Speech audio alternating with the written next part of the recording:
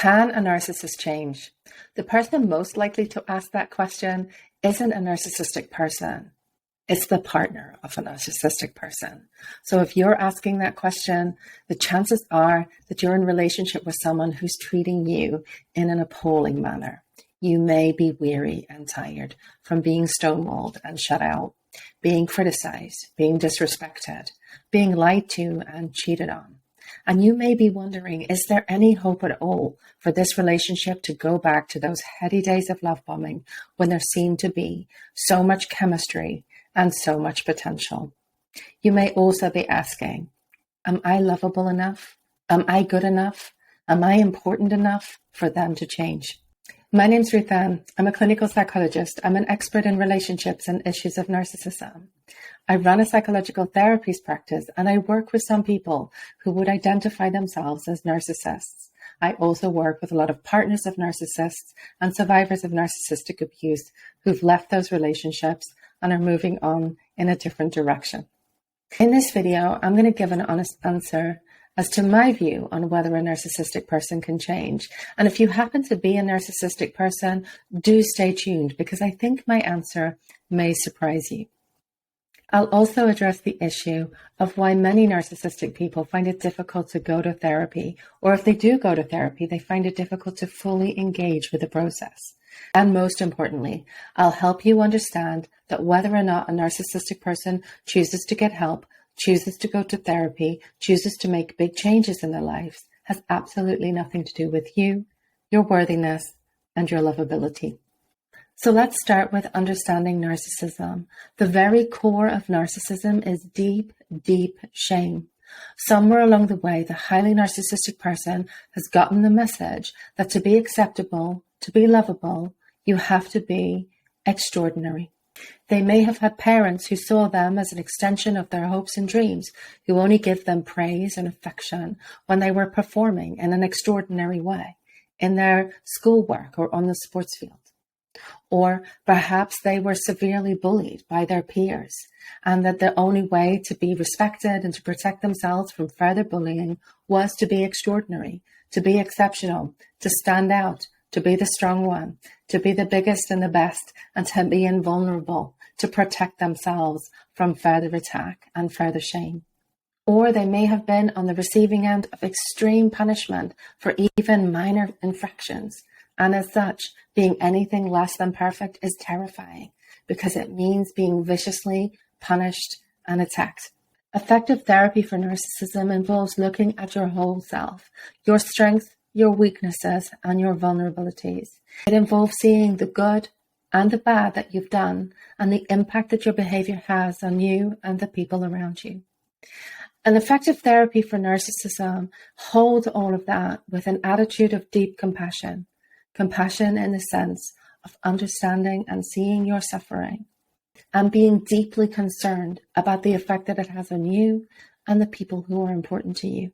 It means making difficult decisions and big commitments to changing your behavior, even when it's difficult and even when it requires looking at painful feelings of shame, anxiety, and vulnerability.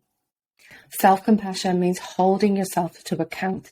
It means standing up to the parts of you that want to criticize, that want to condemn, that want to condescend, that want to be superior, that want to be invulnerable, that want to be perfect, that want to show off.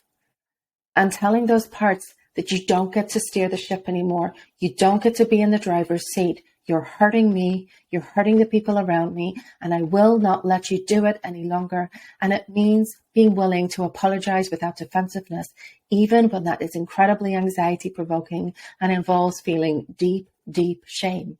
Because if you have the courage to do that, I can almost guarantee it will have a positive effect on your relationships, that you'll find that there are people in your life who love you as you are, who accept that you can make mistakes.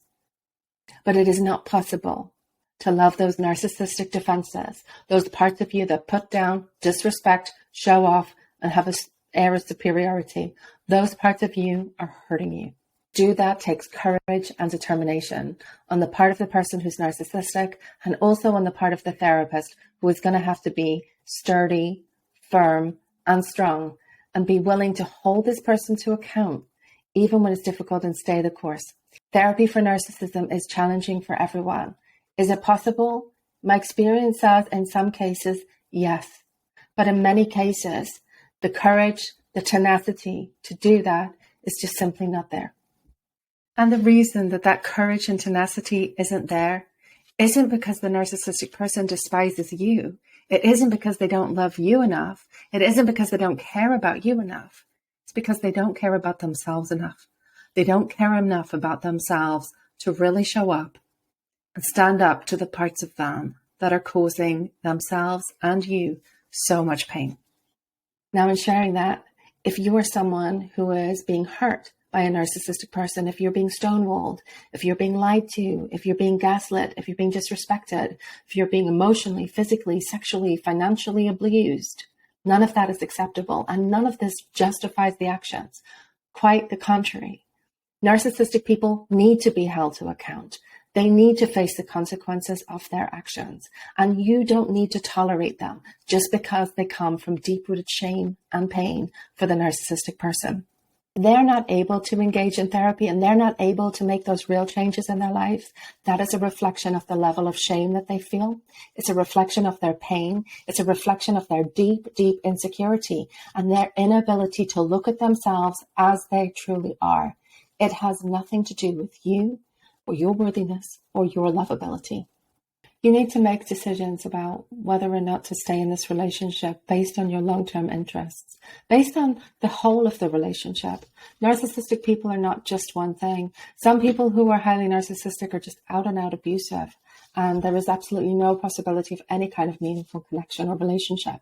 But that's not always the case. Narcissism exists in a spectrum, and how severe, how pervasive the behaviors are may vary. So you need to make a decision weighing up the whole picture, weighing up the pros and cons of staying and leaving, and really making a decision as to what is going to most help you rebuild your self-esteem, rebuild your self-respect, rebuild your love for yourself if you've lost it.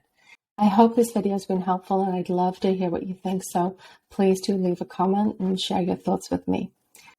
If it's been helpful to you, please hit the like button, subscribe so you can see more videos on narcissism and recovery after narcissistic abuse. I look forward to seeing you next time. In the meantime, take good care.